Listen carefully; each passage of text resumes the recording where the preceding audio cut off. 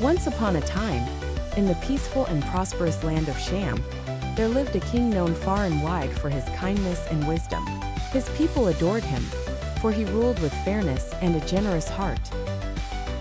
But beyond his duties as a ruler, the king had a unique passion. He loved nature deeply, particularly flowers and plants. His palace housed a grand royal garden, a sanctuary of vibrant colors and enchanting fragrances. Every evening, after performing his Maghrib prayer, the king would retreat to this garden, finding peace and joy among the blossoms. One fateful night, after offering his Isha prayer, the king went to bed, unaware that a magical experience awaited him in his dreams. As he drifted into slumber, he found himself in an otherworldly realm. Before him appeared 4 radiant fairies, descending gracefully from the heavens. Their beauty was mesmerizing, and they moved with an elegance that seemed to pause time itself. The first fairy spread her delicate hands, and from the ground emerged a golden stem, glimmering under an ethereal light. The second fairy followed, conjuring branches of pure silver that sprouted from the stem, gleaming like moonlight.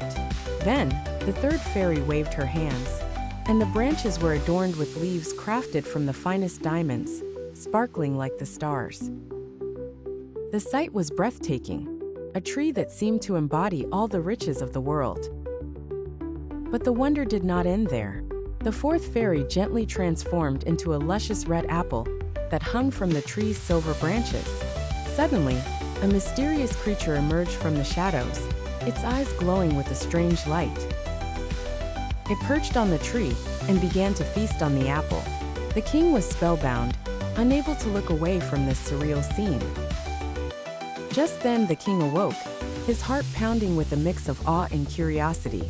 The dream had been so vivid, so lifelike, that it left an indelible mark on his soul. He felt an overwhelming desire to bring the dream to life, to have a tree in his garden, just like the one he had seen. Seeking the sage's wisdom the next morning, the king called for his trusted sage, an elderly man renowned for his wisdom and his ability to interpret dreams. The king narrated his extraordinary vision, his voice filled with wonder and longing.